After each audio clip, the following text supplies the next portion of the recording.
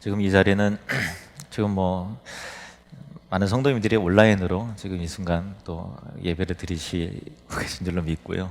또 제 예상보다 그래도 많이 나오셨네요. 저는 대부분 온라인으로 드리지 않을까 그렇게 사실 생각도 했었는데 또 와주셔서 감사합니다. 지금 이 자리는 우리 그 다운 공동체 자녀들도 또 청년들도 함께 예배하고 있는데요.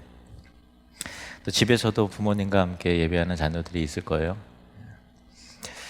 저는 오늘 이 설교를 우리 청년들을 향해서 그리고 우리 다음 세대, 우리 자녀들을 향해서 설교를 하고 싶어요. 보통 다른 때 같으면 같이 온 가족 예배를 이렇게 드린다 하더라도 자녀들 입장에서는 어른들 하는 설교를 옆에서 듣는 그런 입장이었을 것 같아요. 제가 이제 그 눈높이를 아이들에게 배려하지 못했던 그런 측면이 있는데 오늘은 자녀들의 설교를 어른들이 옆에서 같이 듣는 듯한 느낌으로 설교를 들으셨으면 좋겠어요.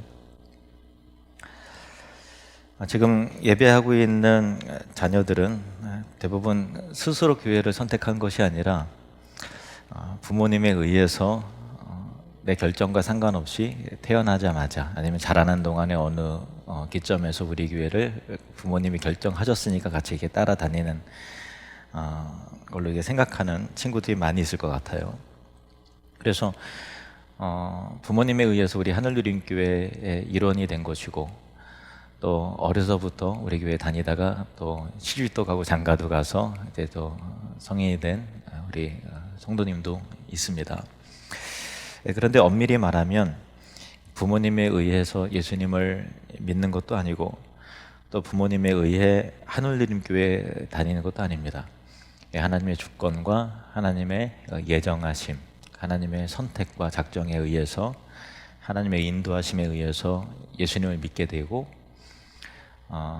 또 우리 하늘누림교회의 일원이 된 거죠. 물론 그 과정 가운데 하나님은 부모님을 사용하시고 또 친구를 사용하시고 여러 과정과 통로를 통해서 예수님을 믿게 하십니다.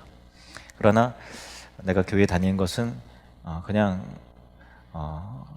부모님에 의한 것, 단편적으로 이렇게 볼 것이 아니라 하나님이 여러분을 택하셨다. 하나님이 여러분을 사랑하시고 또 여러분을 각자를 부르셨고 또 하나님께 뜻이 있으셔서 우리 교회로 인도하셨다. 그게 생각하는 것이 성경적인 생각이죠. 오늘 보면 48절 말씀 하반절부터 보시면 하나님의 말씀을 찬송하며 영생을 주시기로 작정된 자는 다 믿더라 이렇게 되어 있는데요. 하나님께서 작정해 놓으신 자들이 다 믿더라는 거예요. 하나님의 말씀을 누가 받아들이는가 하면은 작정된 자가 받아들이고 하나님의 예정하심을 택하심을 받은 사람이 이 자리에 나오는 거예요. 그러니까 사실은 내가 믿는 것 같지만 엄밀히 생각해 보면은 믿어진 거지. 그죠? 예. 그 믿음도 교회 다니는 것도 부모님을 만난 것도 하나님이 다 선물로 주어진 거지 내가 부모님을 선택한 것도 아니고 또 부모님이 여러분을 선택한 것도 아니고 서로 내 의지와 상관없이 의도와 상관없이 부모도 자식을 만나는 거고 자식도 부모님을 만나는 거고 또 여러 경로와 일들에 의해서 각자 원근 각자에 살고 있다가 하나님의 뜻 가운데서 이렇게 우리를 공동체를 묶어주신 것이죠. 그러면 여러분이 다니는 우리 교회는 우리 하늘누림교회는 어떤 교회일까요? 이 세상에는 수많은 교회가 있잖아요. 그리고 각 교회가 속한 교단도 무슨 교단 되게 많아요. 여러분들 우리 교회가 장로교니까 장로교 들어보실 것이고 또 감리교도 들어보셨을 것이고 또 순복음교단, 또 침례교단, 또 성결교단 또 되게 또 많아요. 또 세계 바깥으로 나가면 더 많고요. 많은 교단들이 있어요. 근데 왜 개신교회는 많은 교단들이 있을까요? 나무가 생명력 있게 자라는 거 보면은 처음에는 이제 한 기둥 가운데 출발하다가 점점 자라나면서 가지가 뻗어나고 여러 갈래로 뻗어나가잖아요. 많은 가지가 있지만은 사실은 그 기둥과 원 뿌리는 결국 하나이듯이 이 땅에 많은 교회가 있고 많은 교단과 교파가 서로 다르지만 건강한 교회라고 한다면, 이단이 아니라면은, 그리고 병든 교회가 아니라면은 교회의 기초, 교회의 뿌리, 기둥은 예수 그리스도 한 분이십니다. 교단이 많은 것은 교회가 역사 속에서 자라나고 확장이 되면서 각각의 신학적이고 또 교회론적이고 또 정치적인, 교회 정치적인 강조점에 따라서 여러 갈래로 그냥 형성되신 것뿐이에요. 우리 교회는 현재 정치적으로는 장로교고요. 그리고 신학적으로는 개혁주의 교회입니다. 장로교지만 신학이 다른 장로교도 있을 수 있고 그렇기 때문에 그래요. 그러니까 정치적으로는 장로교고 신학적으로는 개혁주의 교회예요. 알고 있었나요? 장로교라는 건 알고 있었지만 개혁교회, 개혁주의 처음 들어보신 우리 친구들도 있을지 모르겠어요.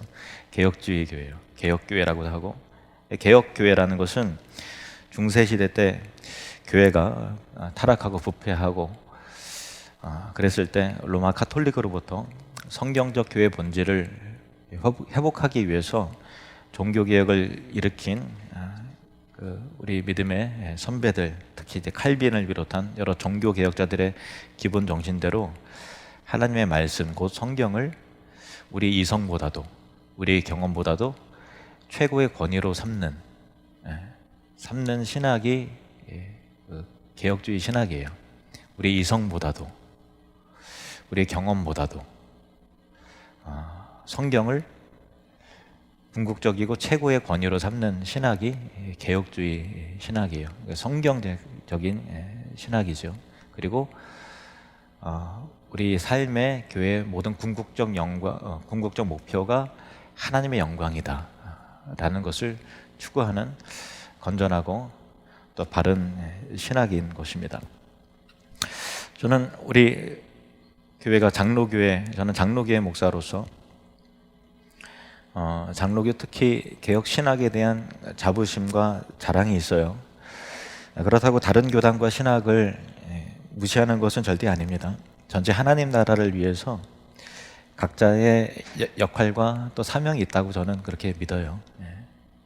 장로교로서의 역할이 있는 것이고, 또 감리교나 또 순복음교회의 역할이 있는 것이고, 각자의 하나님 나라의 그 균형을 맞추는 데 있어서 하나님께서 다 필요에 따라서 쓰시는 것이죠.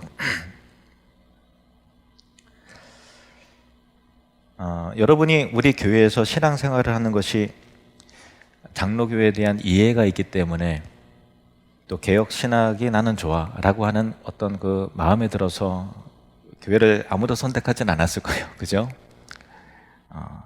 다니다 보니까 우리 교회가 장로교회래 뭐 그런 것이고, 또 설교를 듣다 보니까 성경이 궁극적이고 최고의 권위를 가진 거래 라고 이렇게 들은 것이죠.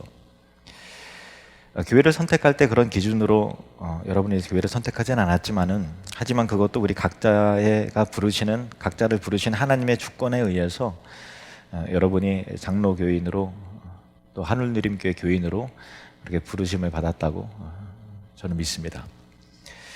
그러면 모든 장로교는 다 같은 교회인가 하는 질문을 할 수 있죠. 그러면 이 교회나 저 교회나 장로교가 어떤 정치적인 색깔이 같고 일반 사회 정치를 말하는 게 아니라 교회의 그 구조적인 정치를 말하는 거예요.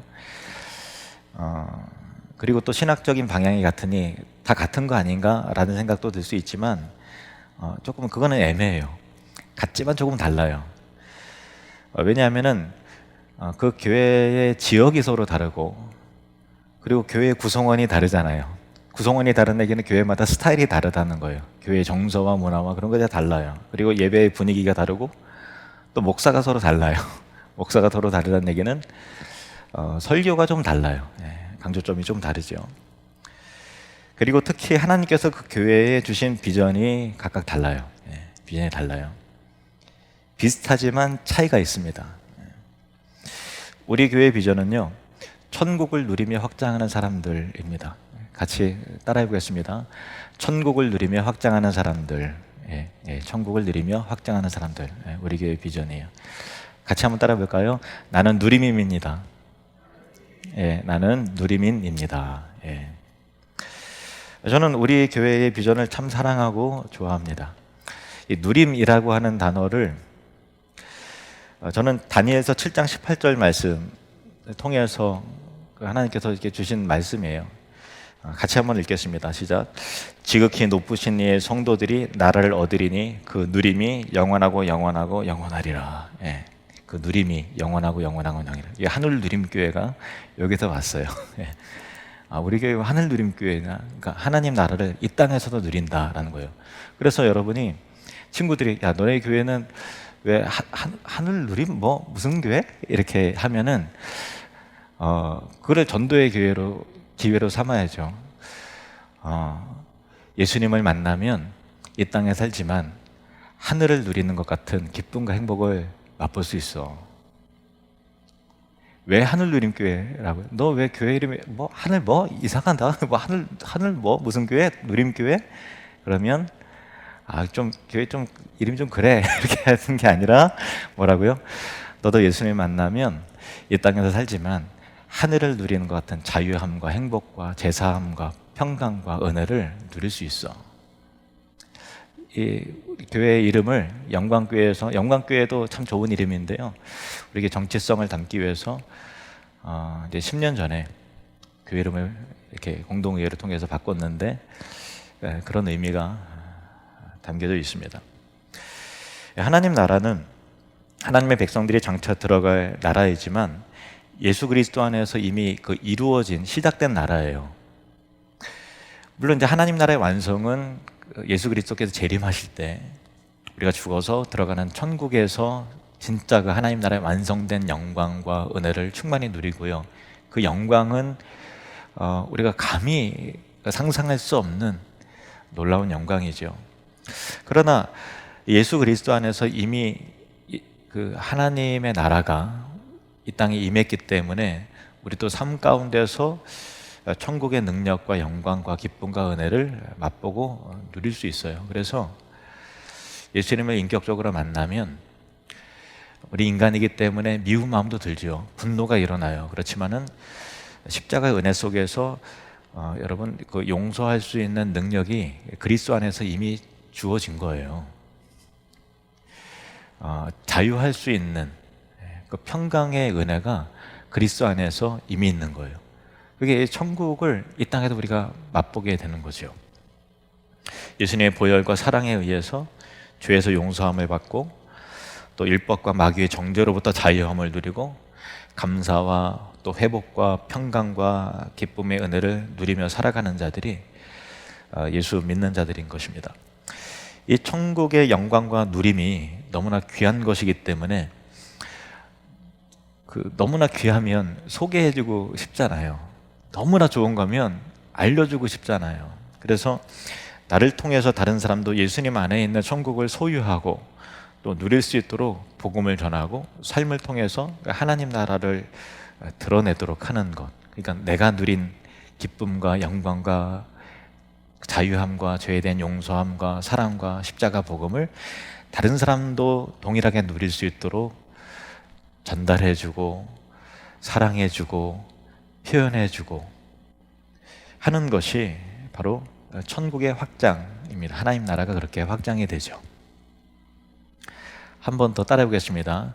우리는 천국을 누리며 확장하는 사람들입니다. 한 번 더 따라 합시다. 나는 누림입니다. 예. 근데 저는 우리 교회 그 비전 슬로건이 참 멋있고 좋으면서도 이게 처음에 제가 10년 전에 우리 하늘 누림교회 쓸 때는 다른 교회도 누림이라는 단어를 없었거든요. 근데 많이 생겼어요. 다 따라한 것 같아. 이제 따라했어요. 그러니까 제 친구들도 많이 따라했어요. 그러니까 교회 이름까지는 안 바꿨어도 교회 그 비전 설명하는 거에 뭐 이렇게 사랑을 누리는 뭐 천국을 누리는 막 썼더라고. 얘기도 안 하고. 뭐 감사하죠. 제천에는 천국 누림교회도 있더라고요. 근데 저는 하늘 누림교회가 제일 좋은 것 같아요. 근데 이게 우리 교회 그 비전 슬로건이 참 멋있고 좋으면서도 제 오랜 숙제가 있었어요. 뭐냐면 참 마음에 걸리는 게 있었어요. 뭐냐면은 천국을 어떤 목표로 어떻게 얼마만큼 확장해 나가야 되느냐라고 하는 그 구체적인 목표가 제시되지 않은 거에 대한 그 부담이 있었어요. 뭐냐면은 문구는 좋은데 목표가 명확하지 않으면 이게 우리 스스로가 속을 수 있어요. 뭐냐면 두루뭉실해질 수 있다는 거예요. 나는 표어가 좋아. 확장하지 않는데 왠지 확장되는 것 같은 그 느낌 느끼는 거죠. 천국을 누리는 것 같은 느낌. 확장하는 것 같은 느낌을 추구하지 구체적인 목표와 비전이 되지 않으면 우리가 그거를 달려가는 어떤 그 지향점과 목표점과 또 그 정말 우리 힘으로 그거를 할 때 느껴지는 기도해야 되고 능력을 받아야 되고 하는 부분에 있어서 거룩한 영적인 긴장감을 일으키고 교회를 진동시킬 수 있을 만한 그런 이 비전이 구체화되어 있지 않은 것에 대해서 오랜 고민이 사실 있었어요. 그러니까 어떻게 보면 안전하죠. 천국을 누리며 확장하는 사람들이라는 비전 가운데 뭐든지 다 담아낼 수 있는 이 비전 슬로건이 그릇이 크니까 천국이라는데 천국보다 더 큰 게 어디 있어요? 천국 확장하라는데 여기 반대하는 사람이 어디 있겠어요? 그런데 어떻게 얼마만큼 확장해야 되느냐라는 때에 그것이 구체화되면 될수록 저항감이 있을 수가 있고 부담이 느낄 수가 있고 그리고 뚜렷하게 받은 그 어떤 하나님의 사인이 없었기 때문에 제 안에는 큰 숙제가 사실 있었던 그런 거예요. 그러다가 우리 교회에서 제가 목회한 지 2006년도부터 목회를 했으니까 2010년이 넘어서는 2016년 봄에 고 이준호 목사님 묘비가 있는 캄보디아 캄퐁솜 신학교에 초청을 받아서 들어가게 됐는데 그 이유인즉슨 그 신학교에서 처음으로 목사 안수식이 있는데 그 신학교에 우리 교회가 또 고 이준호 목사님이 엄청 많은 그 선교의 그 열정과 사랑을 쏟으셨거든요. 그래서 이준호 목사님 돌아가셨으니 그 아들이라도 와야 된다. 그래서 저를 부른 거예요. 왜냐면 신학교가 생기고 나서 첫 목회자가 목사 안수식이 있으니까. 근데 저도 이제 마음 가운데 숙제가 저희 아버지의 무덤이 캄보디아에 있는데 10년 동안 한 번도 못 들어가 봤다는 거예요. 기회가 안 됐어요. 기회가 안 되고. 그래서 초청을 받아서 들어가게 됐어요. 고 이준호 목사님은 돌아가시기 직전까지도 이제 케냐하고 캄보디아 선교에 전심 전력을 하셨던 분이시고요. 또 캄보디아 신학교에서는 이제 캄보디아에서 쓰러지셔서 선교 여행 가셨다가 쓰러지셔서 거기서 후송되셔서 바로 돌아가셨기 때문에 캄보디아 신학생들과 그 성도님들은 선교사님들은 고 이준호 목사님이 그 캄보디아 선교 가운데서 순교하신 것 같은 그 느낌을 받으신 거예요. 그래서 분고를 가져가셔서 캄보디아로 오셔서 분고를 가져가셔서 캄보디아 신학교에 거기서 이 무덤을 묘비를 만드신 거예요. 스크린 한번 봐주실래요? 이제 캄보디아 신학교에는 무덤인데 10년 후에 제가 아내와 함께 들어가게 된 거죠. 옆에 계신 분이 한성호 선교사님입니다. 들어오다가 이제 캄보디아의 목사 안식에 초청을 받아 들어가다가 또 들어오는 그날 이제 끄닷 지역을 이제 경유를 하면서 푸놈펜으로 이제 경유해서 들어오는데 끄닷 지역을 경유했는데 거기에 이 깜봇 교도소가 있거든요. 깜봇이라고 하는 주에 끄닷이라고 하는 마을이 있는데 깜봇 교도소가 끄닷 지역에 있는데 거기서 사역이 굉장히 그 영혼 구원이 활발하게 이루어지게 되는데 그 신학교에서 오토바이를 타고서 비포장 도로로 몇 시간을 달려가서 거기서 이제 예배도 인도하고 다시 오고 하는 그 왔다 갔다 하는 것이 굉장히 좀 소모적이고, 또 무엇보다도 그 마을에 그 지역에 교회가 없는 거예요. 그러니까 그 지역의 도로 가운데 수많은 그 불교 절이 있고 이슬람 사원은 굉장히 많은데 교회 건물은 십자가는 하나도 안 보였어요. 하나도 안 보였어요. 그래서 선교사님이 여기 교회가 있어야 됩니다, 그런 말을 하셨거든요. 교회가 있어야 됩니다. 왜냐하면 교회가 없기 때문에 하나님 나라를 위해서 여기 교회가 있어야 됩니다. 그러면서 여기가 교회가 있었으면 좋겠다고 땅을 보여주시는데 제 믿음이 작아서 엄청 부담스럽더라고요. 그때 우리 교회 빚 100만 원 너무 갚았는데, 그래서 나는 그냥 기도만 하겠습니다 이렇게 했는데, 제 아내는 그 다음부터 오면서 눈물로 기도를 하는 거예요. 부담되게 막 지어야 되겠다, 지어야 되는 거예요. 그래서 여보, 우리 교회 현실이 그게 아니야. 그래서 저는 이제 꽃방귀도 안 켰는데 이렇게 하다 보니까 제 언니, 제 아내의 그 언니들하고 이야기를 하다가 야, 우리 교회 진짜 그래서 적금 깨고 대출 받고 이래갖고 또 얼마인가 5천만 원인가 저희도 이제 적금 깨서 그렇게 만들어서 교회 헌금 딱 한 거예요. 반가우면서 얼마나 부담스럽던지, 왜냐면 이게 5천만 원까지 못 질 텐데 그런 마음이 있어서. 근데 이제 하나님 뜻으로 알았죠. 하나님이 일하시는 거구나. 이게 순종의 문제지 내가 결정하고 뭐고 할 문제가 아니구나. 그랬어요. 그래서 장로님들하고 먼저 이거 공유를 하고, 또 많은 성도님들이 또 감동을 받아서 공유가 되어서 그때 추가적으로 또 그 이상의 헌금이 또 들어왔고요. 그래서 땅을 샀습니다. 끄다시라고 하는 마을에 이 공터에 땅을 샀어요. 그리고 그 다음 사진요, 우리 장로님들, 김동욱 장로님, 권재호 장로님이 같이 들어가서 그 땅을 보고 왔습니다. 그리고 이렇게 예배당을 짓기 시작했고요. 그 다음에요, 이렇게 교회가 지어진 거예요. 박수 한번 치실까요? 며칠 전 우리 김산 전사님이 성기탄을 통해서 성탄절 메시지를 우리에게 보내줬어요. 한번 보실래요?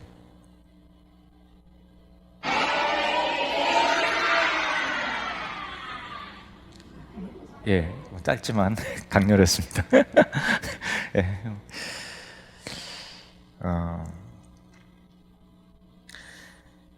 코로나 이제 2018년 3월에 끄닷 은혜교회 건축을 완료하고 헌당식을 하게 됐고요.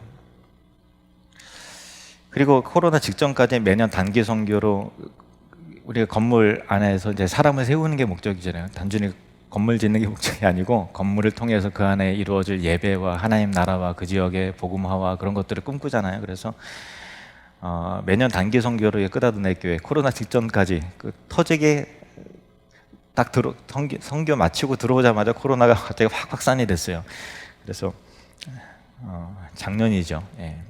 2년 전이기도 하고요. 그때 단기 선교 갔다 왔는데, 그때 이제 끄닷 은혜교회 옆에 있는 초등중학교, 끄닷 초등중학교에 들어가서 복음 전하고 예수님 알리고 끄닷 은혜교회 여기 있다라는 거 알려주면서 여러 가지 활동들을 했는데요. 많이들 보셨겠지. 한 번 더 보시겠습니다. 또 봐도 은혜가 되더라고요. 한 번 더 영상 보십시오.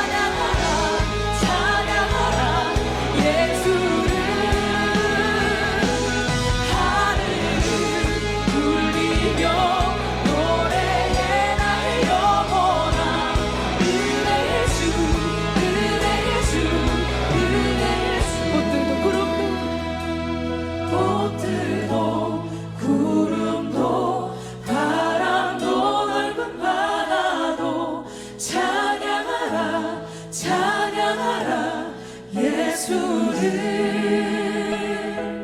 하늘 울리며 노래해라 영원한 은혜 예수 은혜 예수 은혜 예수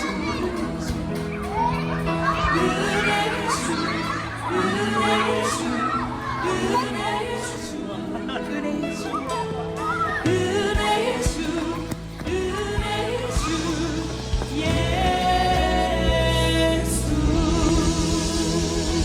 모든 만물이 주님 그 이름을 찬양합니다. 할렐루야. 네.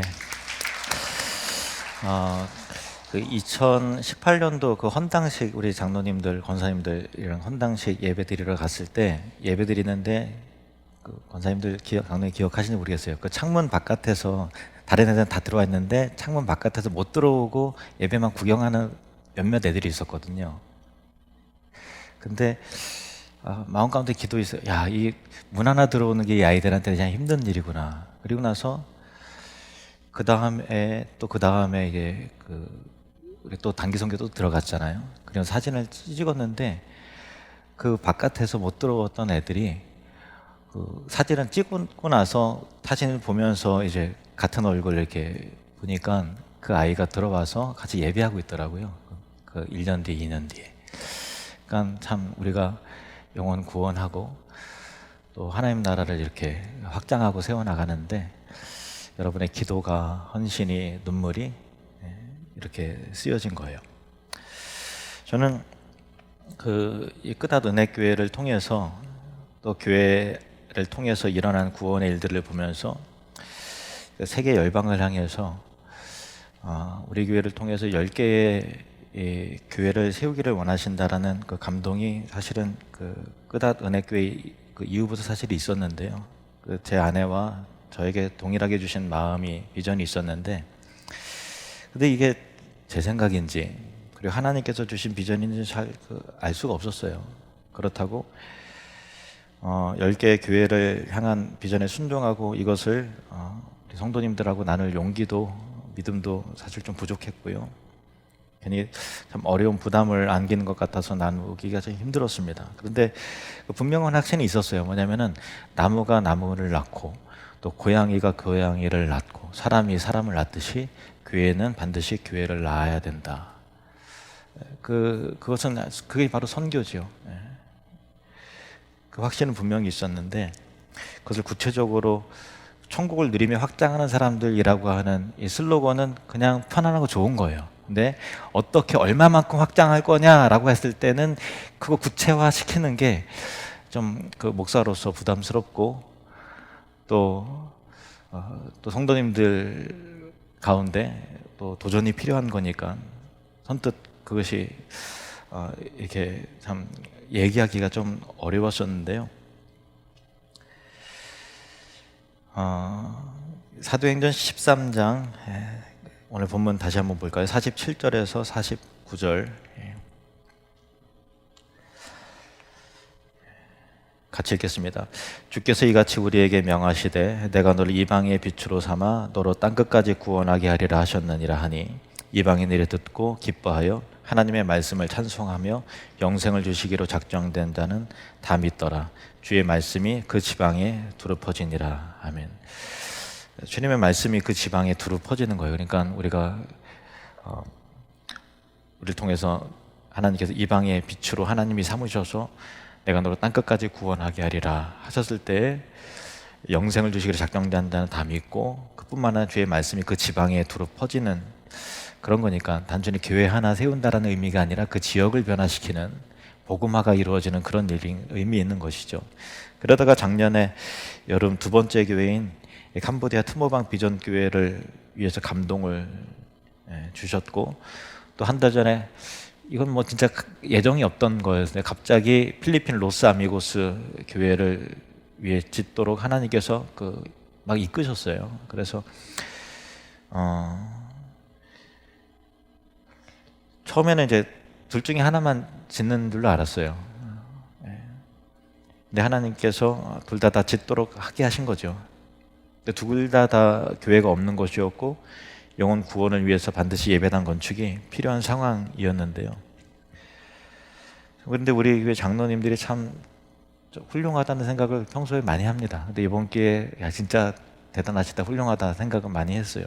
뭐냐면은 선교를 하고 교회를 세우는데 어떤 한 분도 이렇게 뭐 글쎄요 하거나 또 이렇게 반대하시는 분이 한 분도 없으셨어요. 왜냐면은 뭐 보통 다 이 코로나라는 이 시국에 그렇죠. 다들 힘들어하는 이 상황 속에서 또 우리 교회 빚도 못 갚았는데 하는 뭐 그런 여러 가지 어깨 무거운 짐들이 있잖아요. 그런데 우리 장로님들이 하나님이 기뻐하시는 일에 기꺼이 함께한다는 그 믿음을 갖고 계시고 동역하신다는 거에 대해서 참 감사하는 마음이 있어요. 우리 장로님 참 훌륭하신 분들입니다. 아무튼 내년에 두 번째 교회와 세 번째 교회를 동시에 세우게 되었는데 이게 제 의지와 상관없이 갑작스럽게 이루어진 일이었는데 이게 어떤 차이가 있냐면 단순히 세계 짓는다 그런 차이가 아니고요.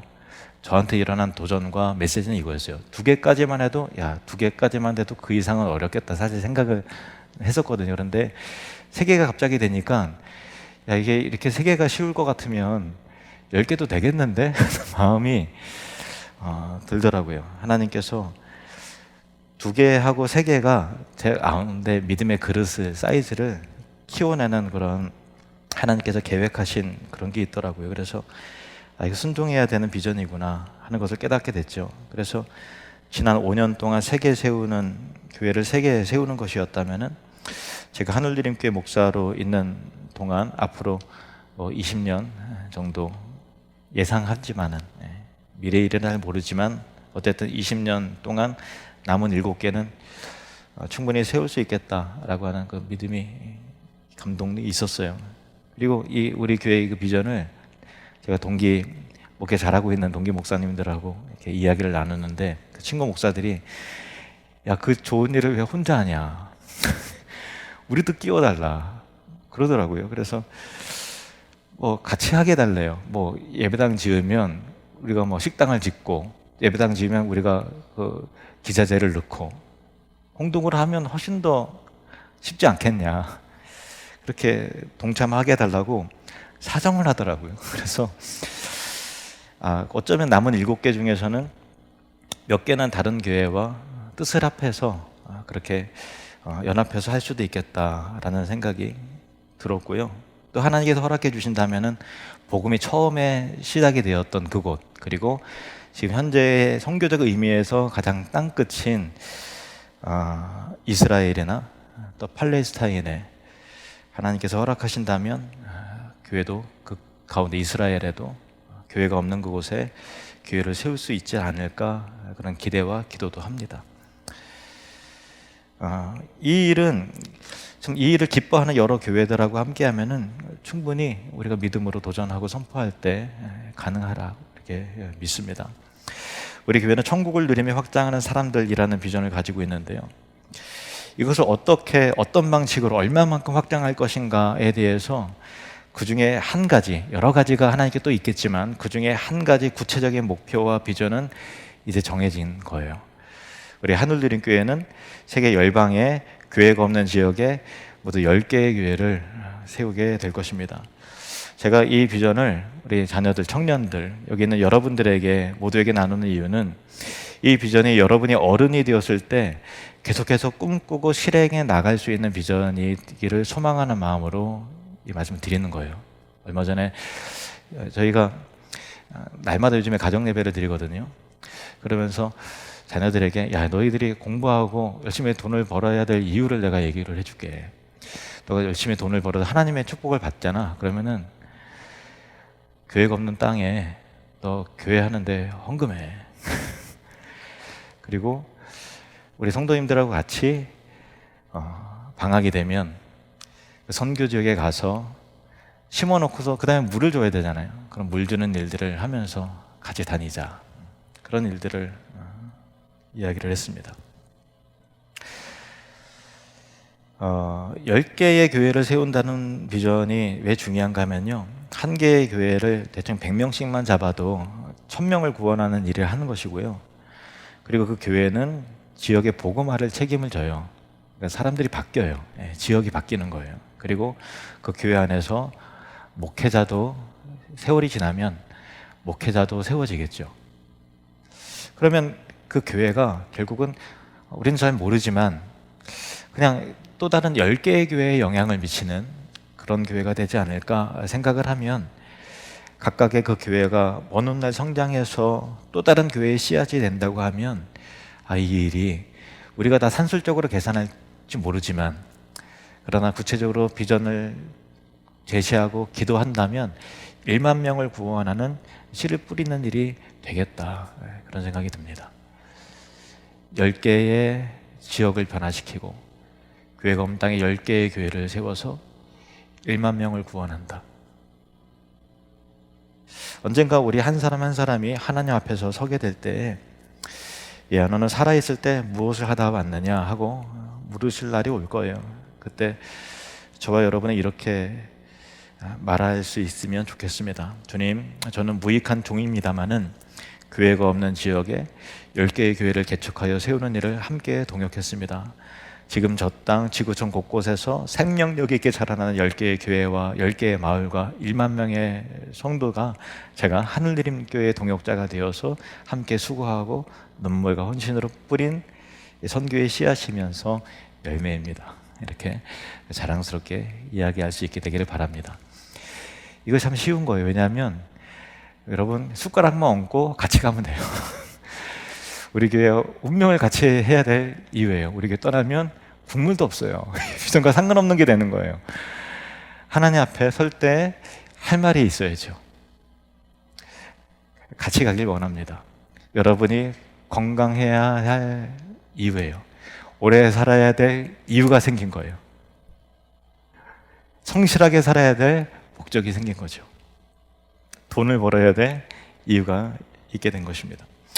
얼마 전에 우리 교회 장로님 한 분, 그 어머님께서 시골에서 오랫동안 한 교회를 수십 년 섬기셨는데 80이 넘도록 지금까지 계속 이제 집사님으로, 서리 집사로 계셨다가 이제 드디어 명예권세 임직을 받으셨다고 해요. 그 이유는 들어보니까 젊은 성도들이 하나도 없다 보니까, 시골 교회니까 나이 드신 분들밖에 없고 새 가족도 없다 보니까 당연히 임직식이 그 뭐 10년, 20년 동안 임직식 자체가 없다 보니까 계속 집사님이었던 거죠. 마을 인구가 줄어들고 젊은이들이 떠나고 한 분 한 분 돌아가시니까 교회는 자연스럽게 힘이 없어지게 된 것인데요. 이건 뭐 누구의 잘못도 아니죠. 성도님들의 잘못도 아니고 목사님 잘못도 아니에요. 그냥 지역 자체가 그냥 시골이니까 젊은이들이 떠나서 그렇게 된 거지요. 그래서 교회가 구성원들과 함께 늙어가는 그런 모습이었는데, 이 사건은 아니죠. 그 이야기가 저한테 많은 생각을 하게 해주더라고요. 이 현상이 시골에서만 일어나는 것이 아니라 한국의 많은 교회 안에서 일어나고 있는 현상이죠. 제천에도 많은 교회가 늙어가고 있어요. 어느 날 그 어느 교회 앞을 장로님이 이게 보셨는데, 그 예배 끝나고 나오시는 분들이 머리 다 허여신 분들만 다 나오더라는 거예요. 그래갖고 안타까웠다고. 우리 교회는 그래도 까만 사람이 더 많은데, 그래서 굉장히 그 장로님이 뭐 이게 들떠갖고 얘기하시더라고요. 근데 제천에 많은 교회가 늙어가고 있고 젊은이들이 떠나고 있어요. 근데 제가 이제 그 장로님 그 어머니 임직식 이야기를 듣고 나서, 야, 우리 교회가 이 제천 지역이 10년이 지나고 20년이 지나면 우리 교회가 어떤 모습이 될까? 긴장감이 들더라고요. 10년 지나고 20년이 30년 되면 우리 교회가 어떤 모습이 될까? 저는 이제 여러분에게, 우리 자녀들에게, 청년들에게, 우리 다음 세대에게 이 말씀을 하고 싶어요. 나는 여러분들이 성장해서 대학교에 가고 직장을 찾아 떠나고 또 다른 도시에 가서 가정을 이루고 정착하는 것을 말리고 싶은 마음은 없어요. 각자의 삶과 소명과 각자의 그 부르심이 있는 거예요. 그러나 저는 우리 교회가, 우리 하늘드림 교회가 여러분이 장성했을 때 제천을 떠나는 게 교회 때문에 아쉬울 정도로 더 자랑스럽고 더 건강한 교회, 비전을 성취하는 역동적인 교회, 믿음으로 도전하는 교회가 되기를 소망합니다. 직장 타서 떠나긴 떠나는데 이런 교회를 나는 만날 자신이 없는 거예요. 정말 이 비전을 향해 달려가는 교회를 내가 어떻게 두고 떠날 수 있단 말인가라고 하는 것 때문에 발걸음이 안 떨어지는 그런 교회로 우리가 만들 겁니다. 여러분이 성인이 되어서 꼭 제천에 살아야 된다는 건 아니에요. 하나님이 여러분을 인도하신다면 그 인도하심을 따라서 땅 끝까지라도 가야 되는 게 신자의 삶이죠. 그러나 저는 우리 어른들과 함께, 여러분의 부모님과 함께 우리 교회가 10년 후, 20년 후 여러분이 보기에 야, 우리 교회가 어쩌다가 이렇게 됐나 하고 이게 안타까운 감정이 드는 교회가 아니라 20년이 지나고 30년이 날 때 정말 가슴 벅차오르는 그 자랑할 만한 교회, 나는 이렇게 자랑스러운 교회를 지금까지 다녔다라고 하는 이 뿌듯한 교회로 만들어 갈 것입니다.